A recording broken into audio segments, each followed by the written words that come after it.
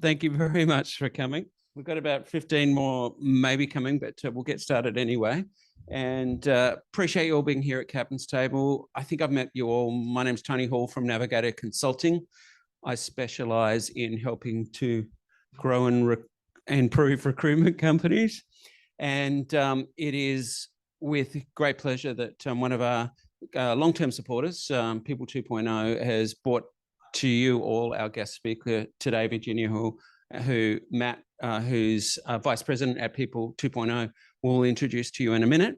But also special thanks to Job Adder for hosting us here, and also for William Buck, one of our other major supporters, who also we hold Captain's Table in Brisbane and Melbourne in their offices, and Digipro, A Positive, as well also, who are also our supporters. I think I've got everyone there.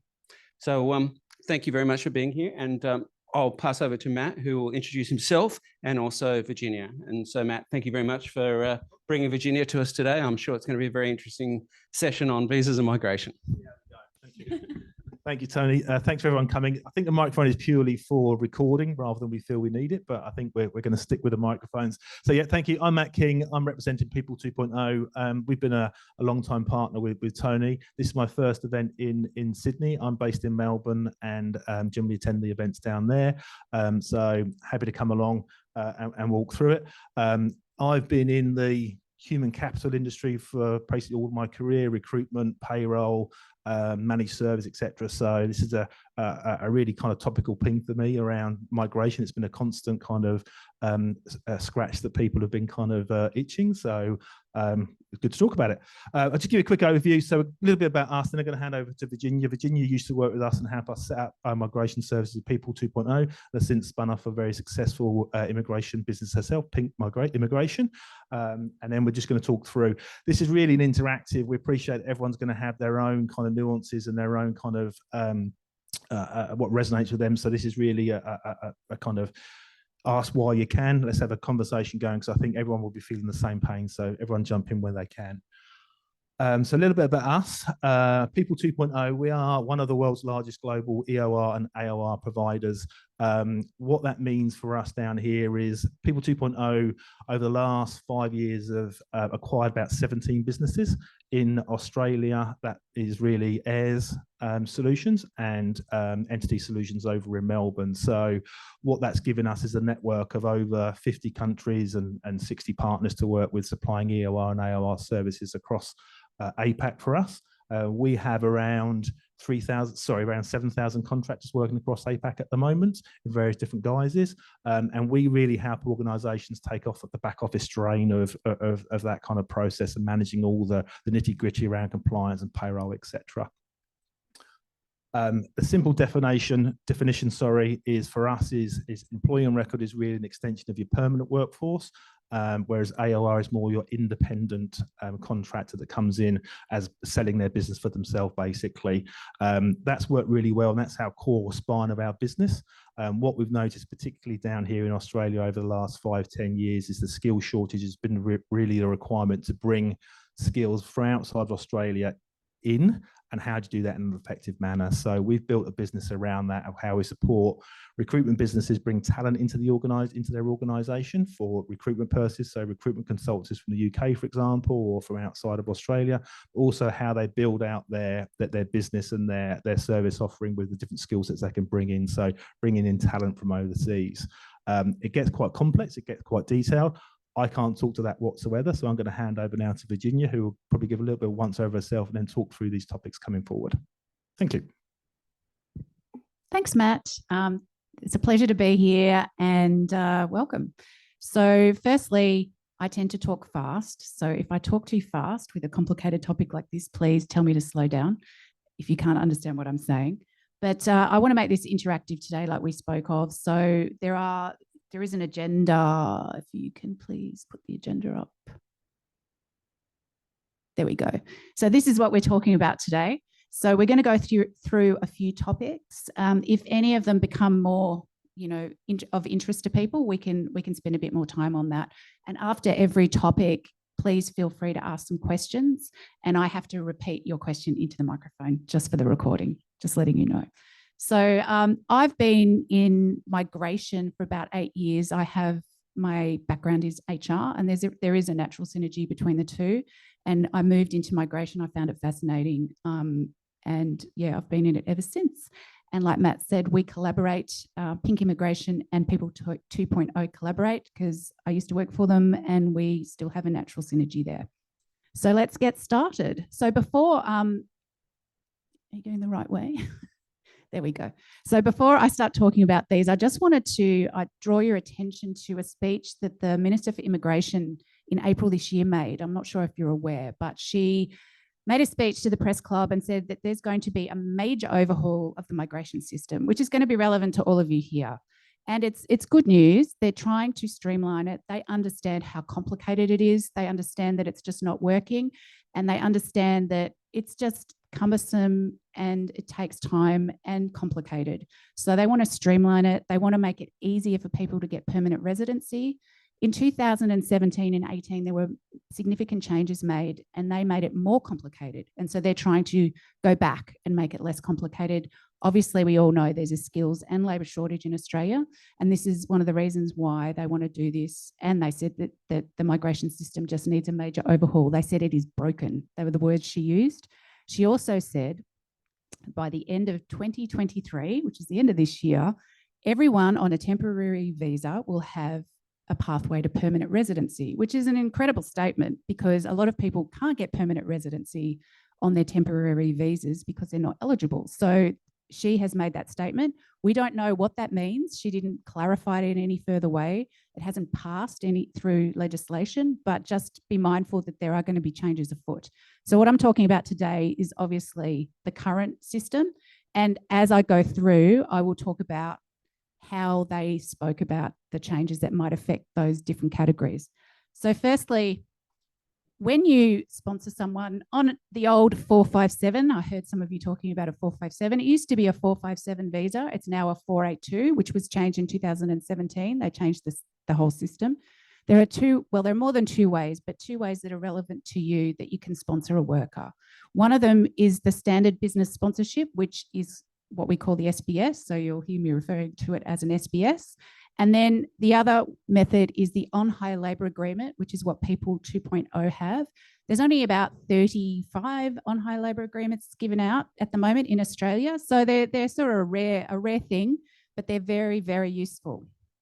So with the standard business sponsorship, that is when an organisation sponsors someone directly and on their behalf. So they're the sponsor and they have to sponsor the worker. Now, the requirements of a standard business sponsorship means the person has to be an employee. It cannot be a contractor. They have to be full-time and they have to work only for the business that sponsors them. They cannot then send them off somewhere else. That is the law and the regulation. It is not complicated to get a SBS these days. It used to be a lot more complicated. It's not complicated. What do you have to do to get an SBS? So there are, it's basically, you have to submit documents. So it's things like financial statements, org charts. There's a documents list, just that you're operating lawfully business in Australia, those sort of documents. It's basically submitting documents about your business.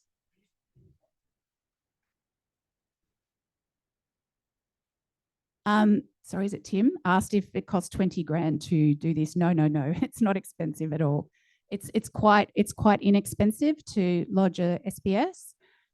It used to be, you used to have to demonstrate that you spent 1% of your payroll on training Australians. And it used to be quite complicated to try and demonstrate that.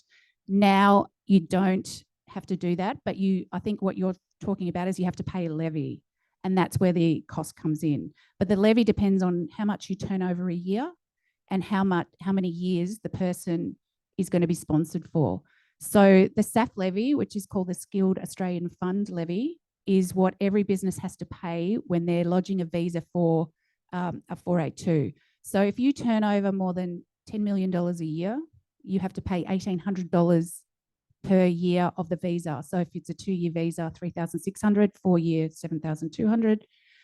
If you turn over less than $10 million a year, it's 1,200 per year for the year of the visa. So, $1,200 a year, if that makes sense. So, but one of the changes that the government is talking about, because people say, well, why should I pay $7,200 to get someone on a 4-year visa? They might leave. What a waste of money. So people say that. But what the government's obviously realized that they're going to try and change it to make it installments. So you just pay 1 year, which makes more sense. So if they leave after 2 years, you haven't paid 4 years worth of SAF levy. Does that answer your question? Great. Okay, so that's the standard business sponsorship. The other alternative, especially very relevant to this market here, is the on-hire labour agreement, which is what People 2.0 possess. And this literally means you can on-hire someone to another organisation. So the benefit of this is People 2.0 take on all the employment risk. So you still have to hire that person as an employee. The same rules apply, but they apply to People 2.0. So they manage the employee, the leave, all the entitlements, super, all that you have to pay an employee, but then they can on-hire the person to you. And then if you have a project, you can on-hire that person to someone else. And then you can bill your client as a contractor or a contingent worker on a project. So you can still do your margins, all that sort of thing. And then People 2.0 take on all the risk. It's a fantastic solution for the contingent workforce. And, I'd suggest, rather than saying it's all too hard to hire people from overseas, I would suggest you think about it as an option, because it's a great alternative and so many people have done it in the past and it just works really well. You obviously got to work out all the logistics with People 2.0 at the start, but then after that, they do everything. So they can either invoice your client or you can invoice them directly, and they can just invoice you. There's so many different alternatives, but I would suggest if you've got projects and you need to place contingent workers, I would suggest you think of that as an alternative.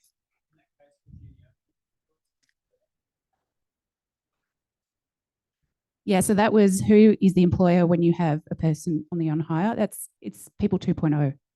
They are the employer of record. They take on all the risk. They are the employer. The individual signs an employee agreement with them, like a normal agreement. And then they have an agreement in place with the company that, yeah, there are, yeah.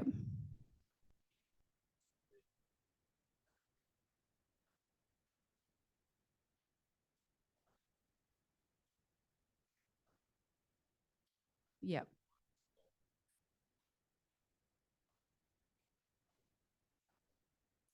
The question was of being multiple companies visa stacking. Yes. Look, with the on-hire labour agreement, People 2.0 have had it for 10 years, well, since 2012, so 11 years, and we've always done it that way. And there was never anything in the agreement that we signed with the government that said you can't on-hire and on-hire and on-hire. It just didn't say. So I think it doesn't, there's never been an issue. So with the on-hire, that might be relevant to something else, but with the on-hire, we've always done it that way. I think it's relevant to the standard business. Yeah, the standard business sponsorship, you can't do that at all. You can't even go one step. You've just got to work for the employer. Yes, Yara.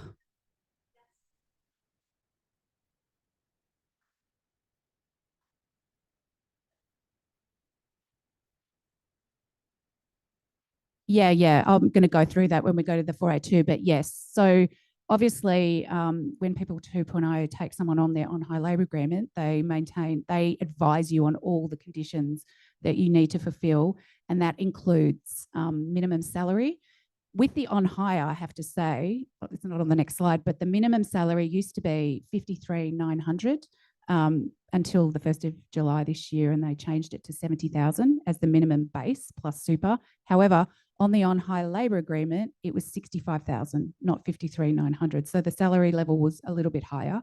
I'm not sure what's happened since July 1st, whether you've gone up to $70,000 as well. Yeah, so now it's sort of the same. It's both $70,000 for the minimum salary for a 482 worker. Yeah, I think another question? Yes.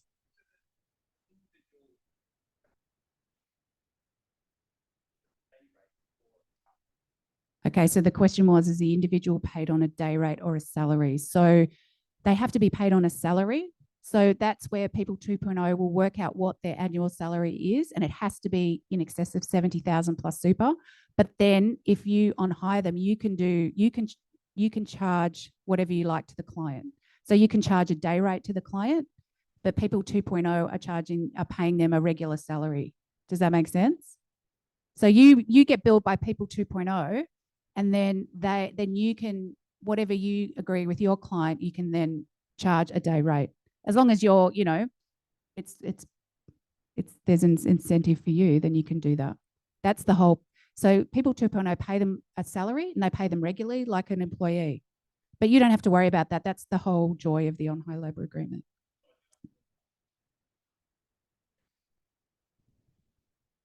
Well, yeah. Well, you still have to pay. You still get invoiced, but yeah. But this is just the logistics of that.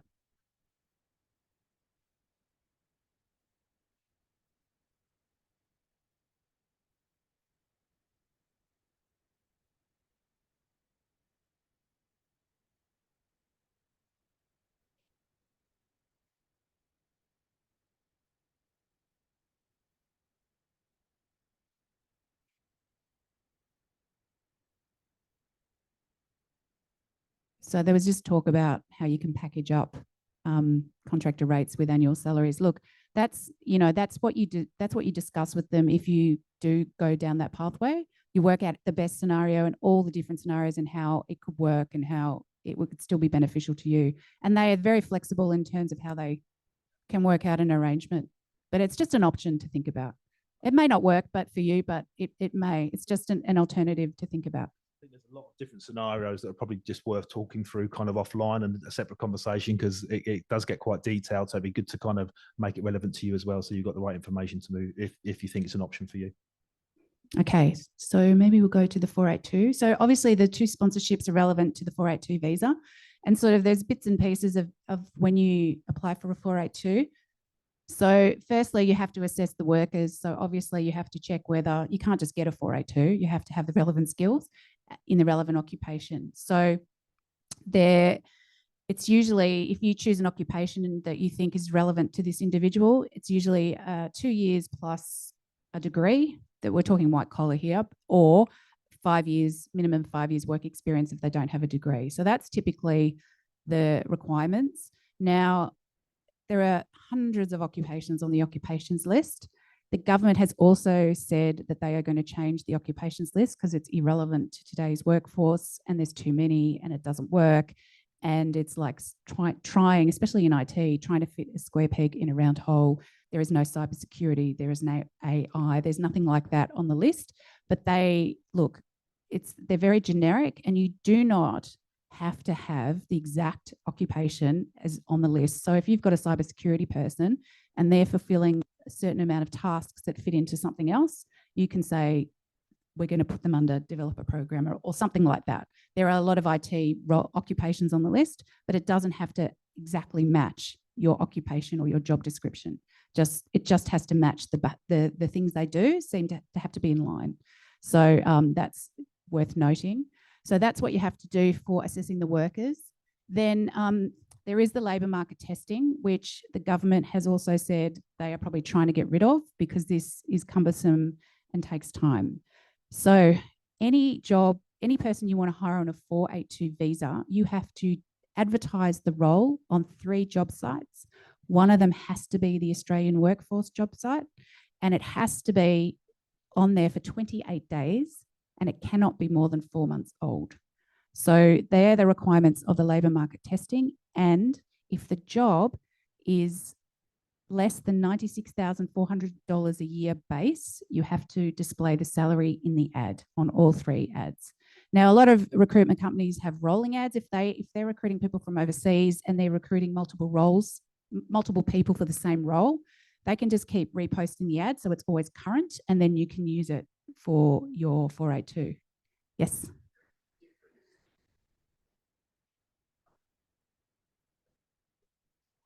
The question was, is there any differences for people being overseas or being here with the labour market testing? No, it doesn't matter. It doesn't matter even if you have that person in your workforce on a 482 visa and you're applying for a second one, you still have to do this process, which is a bit silly, but you still have to do, even though they're in the job, you still have to do it, which is a bit ridiculous. But anyway, at the moment, they're the rules. They're looking to change them, hopefully, by the end of the year. They already made a few changes already, but yeah, let's just hope that this gets streamlined a bit better. But that is one of the requirements. And you can, someone like myself or People 2.0 can do the labour market testing for you, or you can do it yourself. A lot of people do it themselves if that's what you're doing anyway, as recruiters. So the transfers are a little bit different. So if someone's already on a 482 visa and you want to transfer them over to your sponsorship, again, you have to have sponsorship to be able to do that. You can't just take them on. You have to either have your own sponsorship in SBS, or you can transfer them to People 2.0's on hire labour agreement. Either or, the good thing about that is they've already got the visa. So anything to do with the visa is you don't have to do anything because they're already on the visa. But you still have to do the labour market testing because that's related to the business. And you just have to transfer them over. So it's just the things related to the business that you have to do. So submit information about the business. It's a lot less cumbersome and quicker and cheaper. You still have to pay the SAF levy, but only for 1 year. So they sort of double dip and they make you pay again, but it's only for 1 year. So that's if you're transferring someone that's already on a 482 to your sponsorship. Anything else? I think that's all. Any questions about the 482? Yep.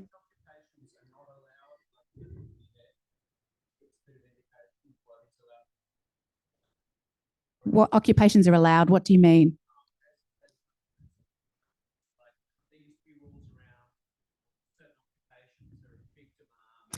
Okay, so the occupations are split into essentially 3 lists: the medium-term occupations list, the short-term occupations list, and the regional occupations list.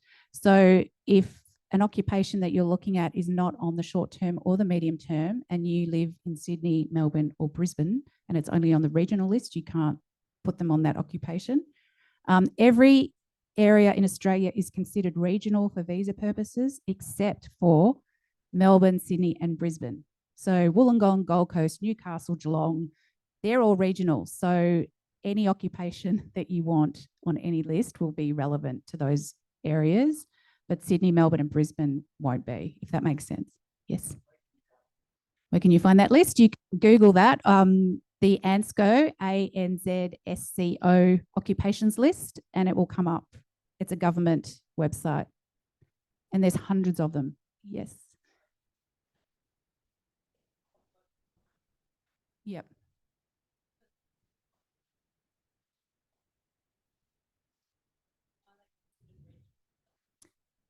So the question was, if you are registered in Sydney and they work from home in the Gold Coast, good question. I think they could be determined that they're regional because they're working and living in the Gold Coast. Yep. So you could say that that's a regional area, and that's their prime place of, because it's where they work and where they live. And if they're working in the Gold Coast, then they're regional.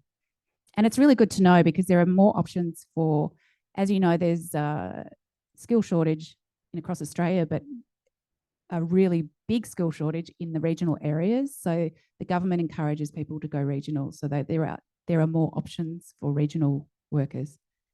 Yes.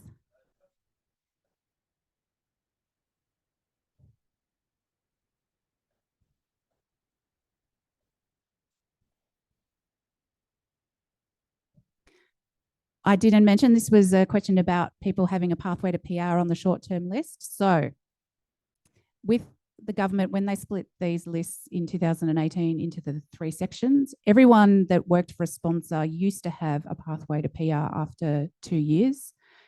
When they made the changes, it was 3 years, and only those people on the medium-term list had a pathway, except for the regional. We won't talk about regional, but the short-term people, like recruitment consultant, for example, that was put on the short-term list, there was no pathway to PR. So that's how they changed it, made it much more complicated. This is why they're saying all these people on temporary visas are permanently temporary, and they want to fix that because there's so many people on temporary visas, like recruitment consultants, They can't get PR now because they made those changes. So it sounds like they're trying to change it back again. There is a loophole for short-term people, and that was because of COVID. So what happened was the government has said, if you have been working if you're on the short-term list, I'll use recruitment consultant again, HR admin, marketing specialist, they're all short-term roles. If you've been working for your employer for 3 years and you were in Australia before, I think, December 2020, and you've been working for 3 years and you lodge your permanent residency between July the 1st, 2022 and the 30th of June, 2024, you can apply for permanent residency. So there's that loophole, and that time is running out. So there is a bit of leeway there, but that is the only way on the short-term list unless you're regional. So if you were a recruitment consultant and worked in Perth, you could apply. Yeah, but not Sydney, not Melbourne, not Brisbane. Yeah. Any other questions before we move on? Okay. So obviously, if you're looking at trying to increase your talent pool and looking for people on visas from overseas, one of the issues that you have with your clients is the speed of which it takes to get the visa, and it's too slow and they need people straight away on the ground, blah, blah, blah. So there are options that you can use to get people in the country quicker if you're desperately in need of getting them into the country, and then you can apply for the 482 once they're here. There's some options. So one of the options is the 400 visa. This is the temporary work short stay specialist visa. So this visa gets people into the country a lot quicker. Again, it depends on what country you're from for this visa. The UK used to be 1 or 2 days it would be approved in, but sometimes it's 2 weeks. But it's quick, so could be days to a few weeks. It's also inexpensive. It's a few $100s to lodge that visa. There's no labour market testing, that sort of thing. It's still classified as a sponsorship, but it's writing a letter explaining why this person has this skill set that is absolutely required for your project. It's usually a project because it's a short-term visa, 3 to 6 months. However, the government also knows that they have allowed this visa to be used in conjunction with the 482 to get people in quickly. So they know you can use a 400 and submit them both at the same time, or just submit the 400 and the 482, and then they know that you are using the 400 to get people in here quickly to get them onto a 482. So it's a good alternative if you're in a hurry and you're trying to get someone into the country, but they have to be skilled. They still have to demonstrate why their skills are relevant for the particular project. We have a letterhead, templated letterhead, that you just fill in the blanks of the information that's required. So it's quite straightforward. The person cannot be in the country when the visa is lodged, and they cannot come into the country until the visa is approved. So that's the only thing. And if sometimes people apply for multiple 400s, but you have to leave the country. You cannot ever be in the country when the 400 is lodged, otherwise it will be refused. But that's just an option, another option to think about if you're trying to get people into the country quickly. Thank you, Matt.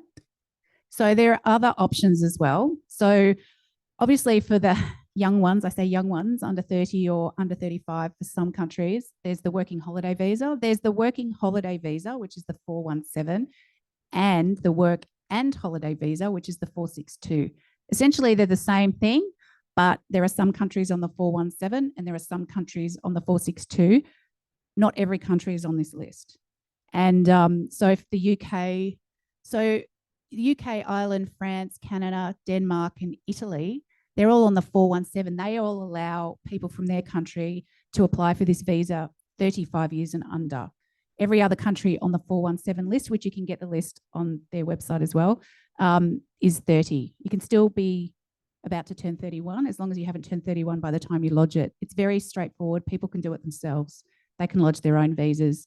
It gives them 1 year working, 6 months for the same company. There used to be, during COVID, they stopped that. So they allowed people to work for a year for one company. Now they've reinstated that 6-month ruling. However, there are lots of ways around the 6 month. You can, if you've got a company with a different ABN, or again, a different location, as we mentioned before, if someone's working from home and then they work in the office or vice versa, that can be classified as a different employer. So then there is that capacity to work for 1 year, and that's in policy. I'm not making that up. That's actually in policy. And The 462 are people like the USA, China, that sort of those other countries. Something good to note now, I don't know, but in my experience with getting IT workers on 482 visas, a lot came from India. So India has just been included on the 462 list. So previously they weren't on the list. So that could be an alternative for IT workers if you're finding that a lot of them are coming from India. They could, and they're young, 30 and under, that could be a way of getting them in here really quickly. And then you can think about sponsorship and putting them on a 482 once they're here. And there's no restrictions. Once they're here on a working holiday visa, you can put them on a 482 if you want to sponsor them. So the other options are the student visa. So the 500, again, during COVID, people on a student visa, their working restrictions that didn't happen. So they were allowed to work full time. But as of July the 1st this year, their restrictions are back. So they can only work 24 hours a week or 48 hours a fortnight during semester. But just be mindful that they can work full time during semester break. And you think of uni students, they're on semester break a lot of the year. So there's about 4 months around the Christmas time from about November through to March where they're on semester break, where they can work full time. So that's something to be mindful of as well. Now, when they graduate, a lot of them can apply for a 485 temporary graduate visa, which gives them, depending on if they're in the priority skills list, like engineers, medical, that sort of thing, they'll get 4 years now, but of non-restricted work rights once they finish their degree. If they're just a standard occupation that's not on the priority skills list, they'll get 2 years. So again, you've got unrestricted work rights on graduate visas.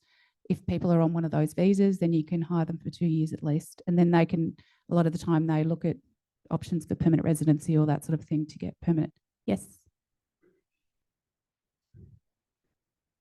Yes. So the 417, obviously, yeah, the 417 for the UK. So there's an Australia-UK free trade agreement that's come into force. That's allowed. That's why UK residents now can be 35 instead of 30 when they apply. The other concessions to UK workers is from July next year, the UK residents can apply for 3 working holiday visas in a row rather than 2, and they don't have to do farm work. So from July next year, UK residents that are under 35 can apply for 3 in a row. So essentially that's 3 years of work that they can do without having to go and do farm work. So that's a great concession.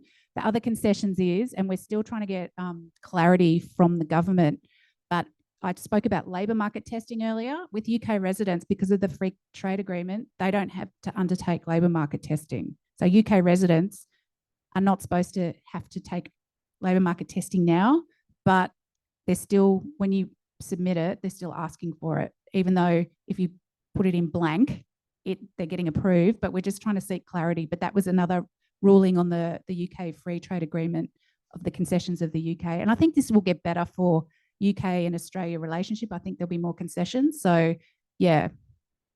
Does that answer your question? Great. Thanks. Oh, hi.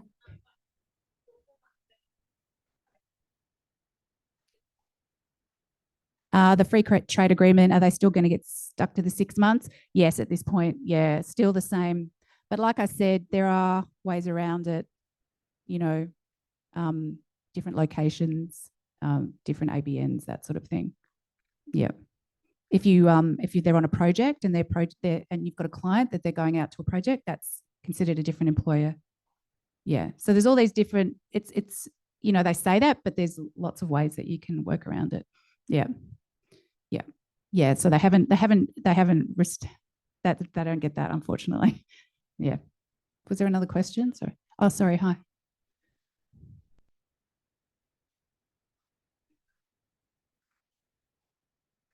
Yep.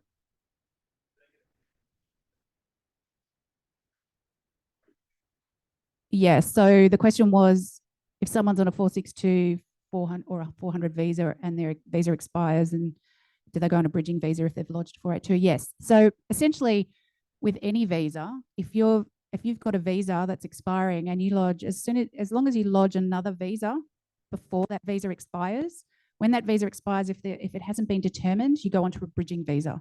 So, and it maintains the conditions of your previous visa. So if you're on a working visa, you'll be able to work until your other visa is approved. But if you're not on a working visa, like a visitor visa, and you've applied for a working visa, you can't work until it's been approved, but you can stay in the country. So that's the difference. Now, also, just to be mindful, when you're doing a 482 transfer, you can't work for the new employer until it's approved because you have to work for your sponsor. And you can continue working for your previous sponsor. You can give them adequate notice. So if you've got 4 weeks notice, you can still do that too. So it doesn't mean as soon as the other visa is approved, you have to stop working for the previous employer, just to be mindful of that. Oh no, yes. Yes. So with the question was, is there rules about leaving the country on bridging visas? Yes. So typically, if you've done nothing wrong and your visa, you've lodged a visa and you haven't breached any conditions and you get a bridging visa A, there are different types of bridging visas. If you need to leave the country, if you want to leave the country and your visa is going to take a while, you need to apply for a bridging visa B, which is costs a little bit. It's the only bridging visa that costs money, but you have to apply for the bridging visa B, which is like, oh, it's probably gone up because the fees go up every July, just letting you know. It used to be sort of $35 or something. So it's not expensive, but it's just to give you that, be able to come in and out of the country if you need to. So that's the bridging visa. So the last visa on this list is, it's called the temporary activity, and everyone's calling it the COVID visa. The temporary activity visa is, there's a lot of categories in that, but everyone's very interested in the COVID part, which is a special event, considered a special event. So if people were able to apply for this visa, if they couldn't get out of the country when COVID hit and they couldn't get out, they were able to apply, and their visa was expiring, they were working, they were able to apply for this visa to remain in the country and keep working. Now, we all thought it would end July 1st, but it's still going. So if someone's in the country, they're working, and their visa is about to expire within 28 days, they can apply for this COVID visa to get an extra year. If they can prove they're working, like an employment agreement, doesn't have to be very complicated. They can apply and they can do it themselves, and it's free. So at the moment, it's still in force. It will end because it's COVID, and it probably will be imminent. But at the moment, you can still, that's another alternative if you're desperate to get someone and you're waiting for sponsorship, you want to sponsor them, but you need to get them quickly and they're already working. That's a good one if their visa is expiring. Questions? Yes. Sorry, I'll go you first. Yeah. Yes. Yeah.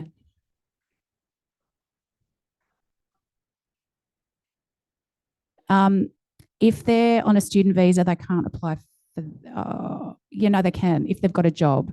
No, it should be it's just the conditions of the previous visa. So the 417, you wouldn't be able to, actually, you can apply for an extension. So I think if you're on a 417 and you lodged that 408, I think they're pretty quick in getting approved. But if you lodged it, you could apply to keep working while you're waiting for the decision. I think that's okay. But we just put that, you just sort of apply to the department and ask them.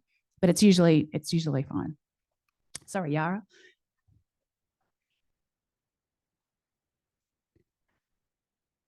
The 408 was asking if you can apply for it once or you can keep applying. As far as I know, I think people have applied for it more than once. So if someone applied for the 408 during that COVID period and it's about to run out, they can apply for it again. I don't know how much longer that's going to go on for, but it's a nice little perk, a nice little COVID perk at the moment. So, but watch this space. I don't think it will be around for much longer. Okay, any more questions on this section? No?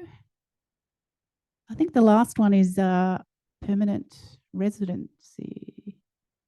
Oh, maybe we don't want to talk about permanent residency today. It doesn't matter. I can just talk about it. I'll keep talking, but the last section is permanent residency options. So obviously, with all the talk of the 482 and sponsorship and that sort of thing, I'm very distracted. One of the permanent residency options is the 186. There are 2 streams on that. Okay, I'll stop.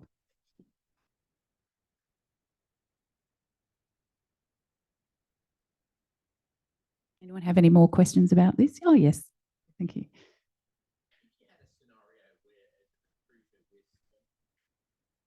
Yes.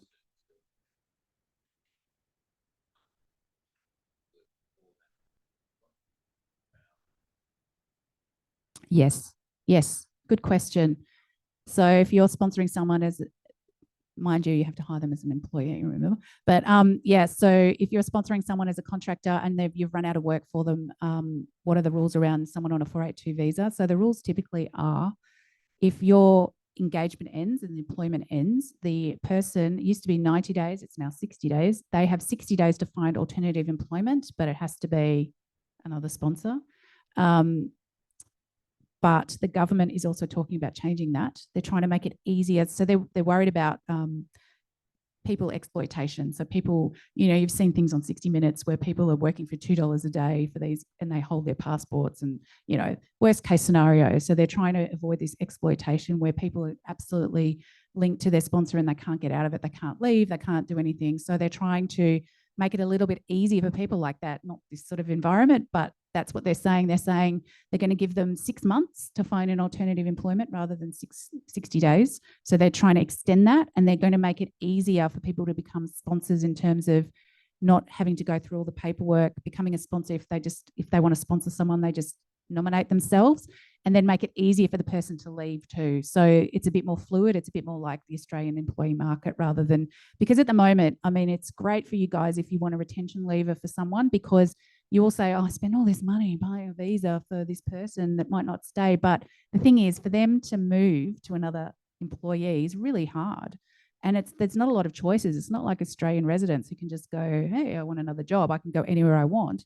These guys have to find someone that is a sponsor. And there's, not every company is a sponsor. So, and if they want permanent residency, they have to work for you for 3 years if they want that pathway. If they're eligible for that pathway, they have to work for you for 3 consecutive years before they can apply for permanent residency. So you get longevity out of them. So there are some huge benefits in getting people working for you on a 482 visa that you don't get with Australian residents. And I don't know about you, but the whole loyalty factor with businesses and employees these days just doesn't exist. People move around very quickly, whereas this is a good way to keep retention in your business.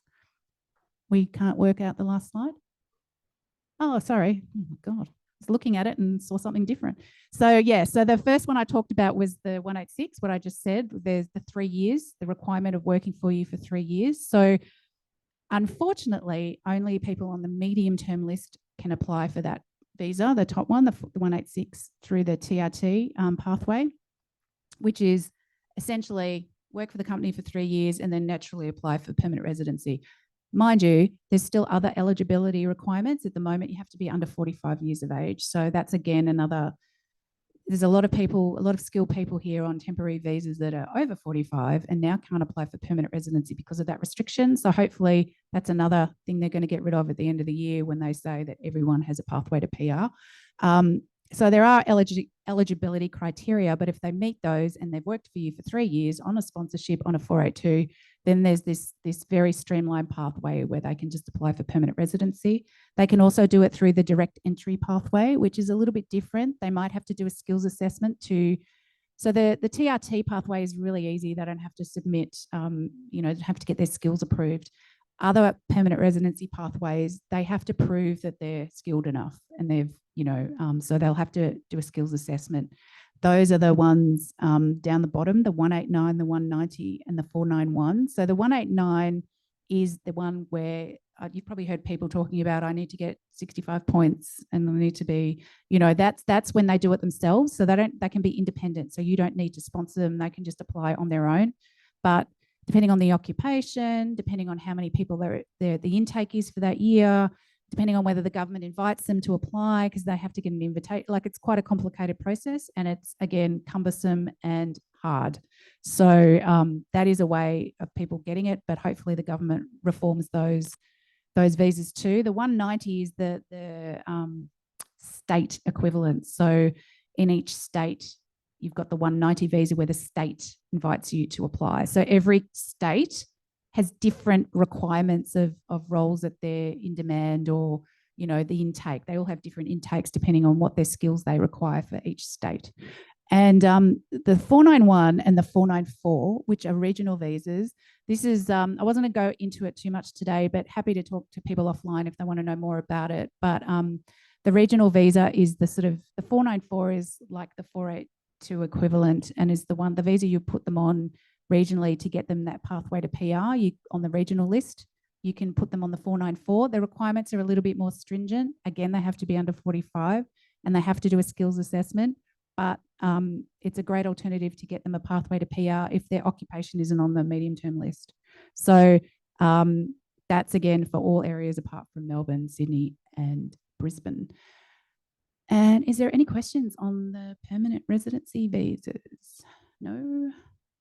Well, that's it really. That was the last slide. So Matt, do you want to wrap up or say anything, or I'll give you the microphone. Thank you, everyone. I hope you found it interesting and you learned something and I didn't talk too fast.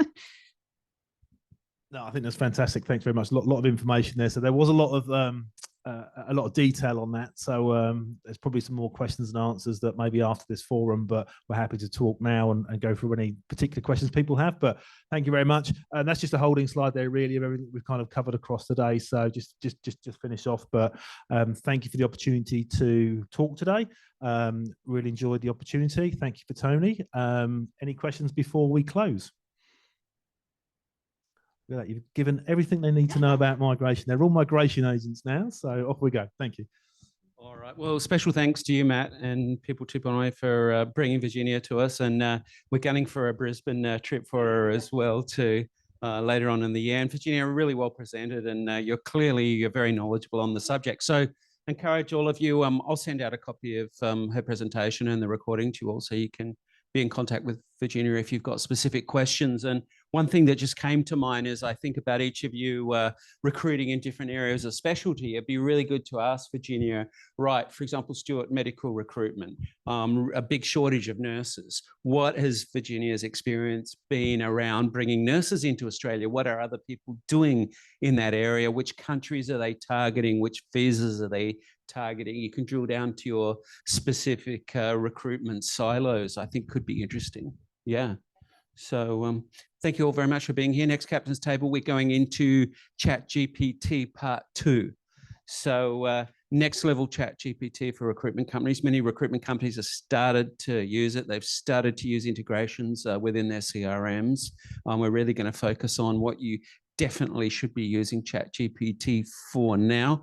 I've got a client who runs a recruitment company who uses it on a daily basis to craft difficult emails for him, either to staff or to clients and candidates. So there's some really good applications anyway that you'll find useful.